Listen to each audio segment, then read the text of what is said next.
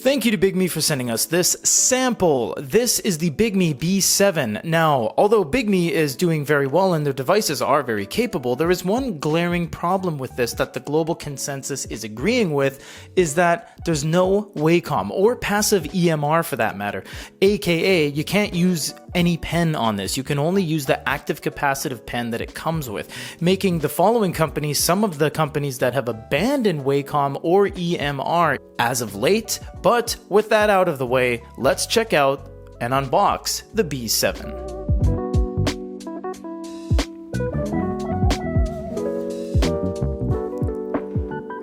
I love this two-tiered approach they have because they give you the case in one side here, and we will examine the case because, well, we don't examine cases all that often.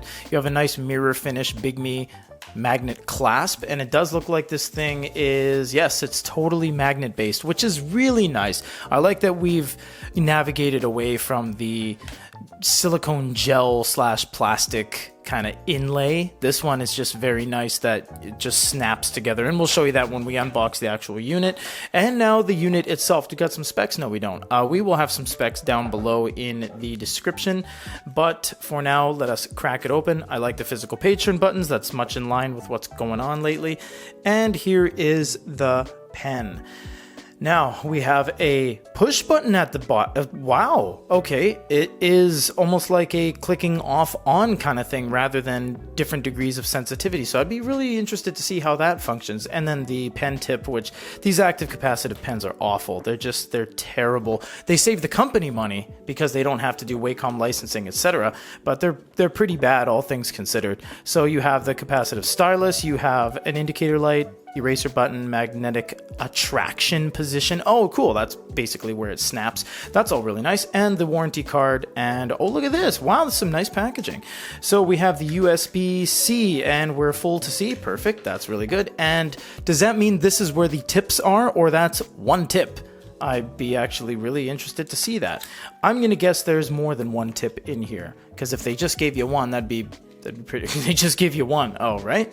That's odd. Oh, and the SD removal tool, the SIM removal tool with SD in this case.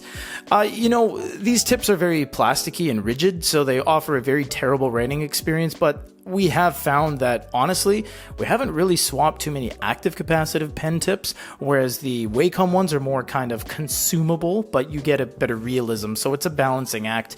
So let's look at the unit itself. Can we slide it out, or do we have to undo? Oh, we do. We have to take at least one of these strips off here on the bottom, and then this will slide out. Wow, this is nice. Look at that. I don't like this, though. Wow, that's... I want to take that off. I'm not going to, but that's badly placed. This should be center. That should be down. That doesn't look good at all on the back. But this look at that. Wow, very clean. No camera bump like the high read did. That thing was flipping around all over the table. We have a flash package with a glass-covered camera lens, AI camera for document scanning.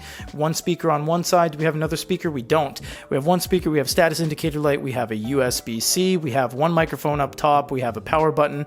Nothing on the side. And we have the SD card on the bottom. Let's go ahead and open this up because we need to see what is all going on with this. Should just be... Oh! SIM card. Much like with the recent pocketbook, the information they gave us was incorrect. It does indeed have a SIM card slot with TF being trans flash, aka SD. So we do have SIM card and we do have cellular. This thing looks very much in line with the other Bigme devices, just scaled down because it is a 7-inch, not a 7.8, not a 6.8, not a 10.3. It is a 7-inch. So we are going to power it up for the first time and do a quick look at the operating system before we get into a full review.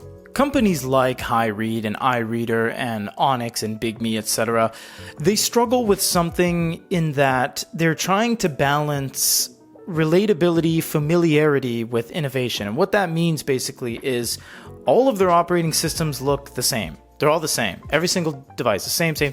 Nothing's new, nothing's innovative, nothing is They're not pushing any boundaries. It's just the exact same thing every time. Here's a list of your apps, here's the top drop down, etc.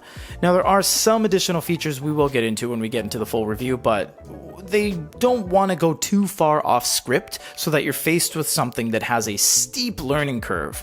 But at the same point, this is the same thing we've seen so many times. And these guys aren't like Fujitsu and Remarkable. They don't release a unit every 4 years. They release 8 units every year. More than 8. Some of these guys release 15, 16 units every year, and under multiple Chinese-only models, international models, fighter brand Goyue models, the Onyx Russian models. So we see this huge turnover in our industry with little innovation, and it is almost as if we've hit a wall since about 2023 with a lot of these devices. So I do like how this has cameras. I do like how this has physical page turn buttons and a SIM card. So we are getting into a little bit of things different than its competitors like HiRead and iReader, which do not dabble in cellular connectivity for the most part, but that will all have to wait to the full review. This is everything that comes in the box with a brand new Bigme B7. This has 8 gigs of RAM and 128 gigs onboard storage.